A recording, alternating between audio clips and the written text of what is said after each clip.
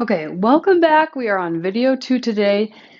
Today we are talking all about how to create your own food story. So I'm going to explain what I mean by this, but yesterday you identified those emotions, and today we're going to talk about how we create the story that we want to create with food because you are in charge and you get to choose that. And I want to help you figure that out today. So the first thing that we need to know is this. Number one. Let's see, what's the answer? What do you want food to be in your life?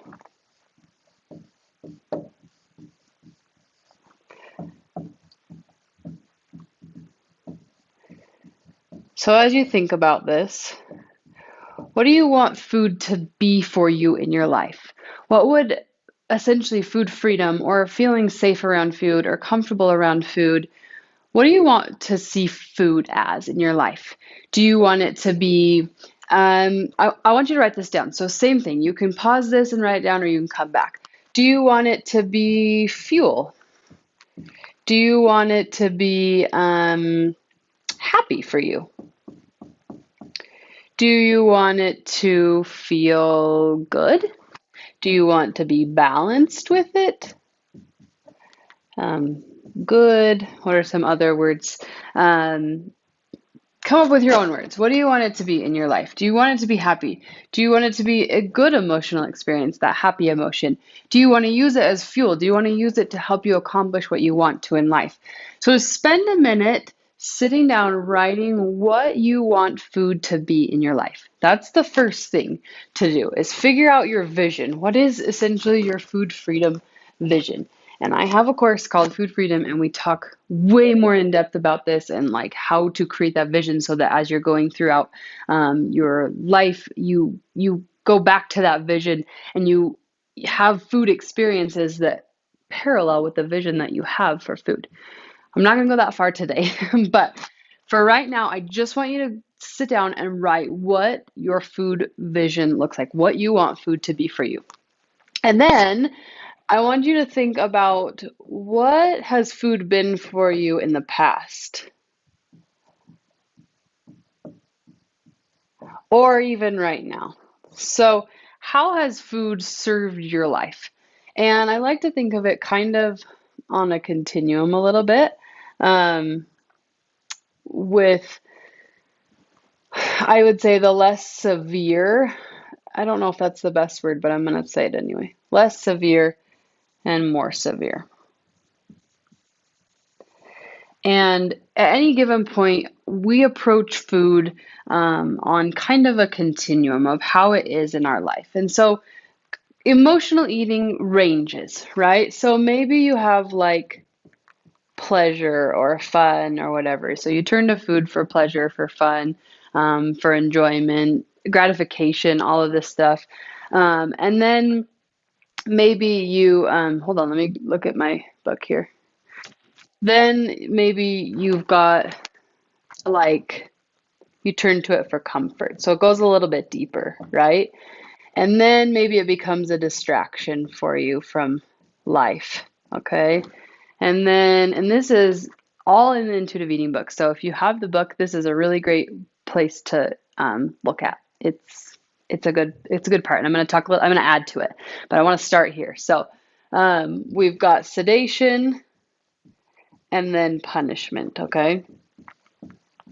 So we have all of these ways that food affects us and how we turn to food. We turn to food for pleasure, and that's usually not super severe. Maybe it's just for fun or just like it's that gratification, like it just feels good.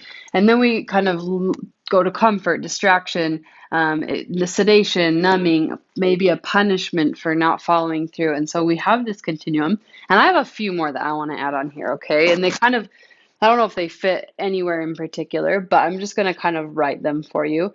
Um, I'm going to just I'm going to write them as a list. So maybe other words that you would use food for: comfort. How about boredom? I mean, these might go like a little bit lower, right? On the severity scale. We have maybe it's feeling connected. That helps if you connect with people through food. Numbing, sedation, that's another one. Just a need to do something, something to keep your hands busy, or like if you tend to be a busy person, I'm gonna write busyness. Is that the word? I'm just gonna write busy. You always want to be doing something, and maybe if you're like at home more or you're bored or something, maybe you're feeling like you need to do something, and food helps you with that. A reward, so that could kind of go along in here too, right? Maybe a reward, comfort, punishment, maybe out of anger. Sometimes we turn to food when we're angry. So we have all of these ways that food meets an emotional need for us. Okay, so I want you to think we've written down your food vision, and now I kind of want you to take a step back and say what has food been? Maybe what is it right now? It's something that you're currently experiencing. What is food for you right now, and how are you feeling on this continuum? Is it feeling, like maybe you're kind of over here but you're still frustrated, you want to make it better because it doesn't match maybe what your vision of what you want your food relationship to be? Or are you down here? Are you in a very severe place where you're turning to food for numbing or punishment, or trying to get away from life? So I just want you to write those down and look at it, okay? Because we're going to do something with it. So write those down for you, for yourself. And then the third thing that I want you to do is create your, I call it food service list, if that's what you'd call it. And on one side, so just grab a piece of paper, and on one side, you're going to write how food maybe serves me, and how food disserves me. Okay, so what do I mean by this? Basically, we talk about how does food serve your life? Maybe you enjoy spending time with family and you gather together around the food. Maybe food is a fun activity that you do with your kids, you cook. Maybe food allows you to perform in the sport that you like to perform, or it helps keep you going, or whatever. And so I just want you to write this list of how serves you in your life. And then I want you to write how food disserves me in my life. And what do I mean by this? How does food cause problems in your life? And that goes back to, remember what that I had just up here before, is like how you deal with food that doesn't serve your life. So maybe it's like, I I turn to it to numb, or I turn to it to distract, or it just doesn't serve me in any way. And so I want you to think about your food relationship right now. How is it and can it serve you? And how is it not and can it not? Maybe that doesn't make sense. Serve you. How does it disservice? How does it do a disservice for you? Sorry, my brain is this disservice is like, anyway, how does it do a disservice for you? And think about like the ways that you're turning to food right now that is not serving you. Okay? And so what I want you to know is that food can be a positive emotional experience. So it's okay to have things on here that are emotional. We wouldn't just eat when we're only biologically hungry. There's emotional eating, the definition is eating when you're not biologically hungry. And so that means that any time that you eat when you're not actually physically hungry, it's called emotional eating. But are there good times in our lives that we can engage in eating when we're not necessarily biologically hungry? Yes, we can make food a happy part of our life. It can be part of gatherings. It can be comfort, maybe like soup from a friend that they were so kind to bring to, or whatever. It can be a really good positive thing.